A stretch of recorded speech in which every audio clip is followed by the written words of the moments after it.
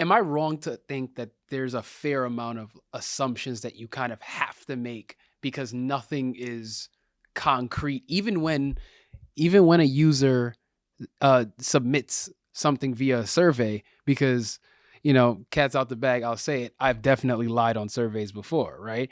So is there a reliability issue that comes along with this type of research?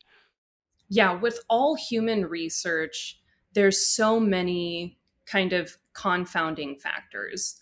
And that's also something that I always found really interesting when I was in school for anthropology.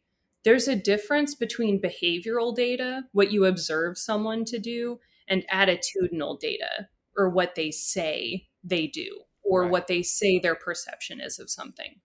And sometimes people they don't really have a clear idea of why they do something. You just know that they're doing it. Right. And if you ask someone, they may just sort of try and come up with a reason for why they're doing it. I've definitely done it. When people ask me a question, I just kind of like, I think this is right. Yeah. So it's very human. And actually, in human research, there's lots of things that we can point to, like confirmation bias, or, so many other factors that previous human research has told us confounds our research.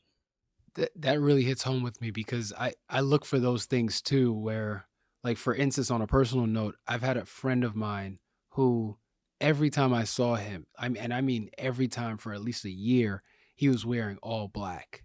And he's not a person that would wear all black all the time. And when I asked him, like, what's with the all black? It's just the closest thing to me, or it's kind of just easy to pick up. And what I later found out is that he was going through his own internal depression that entire time, right? And my assumption, what I gathered from that, using that information, was that the black was a way for him to blend in and not be noticed, right? To kind of fall into the background. And you're right, like, his explanation was so far from, he was trivializing his like subconscious decision. And I'm sure, like you said, as humans we do that constantly, because there has to be an explanation that I can give you for a decision that I made. I went left instead of right because of X, Y, and Z, when you have no idea. You're right-handed. That you went left because you were left-handed. That's why you went. Right? Yeah. Yeah. And it's interesting because it can sometimes change, like culture to culture. Yeah. Like some cultures are just more apt to agree with something if something's been posited. They'll be like, yeah, sure, that sounds good.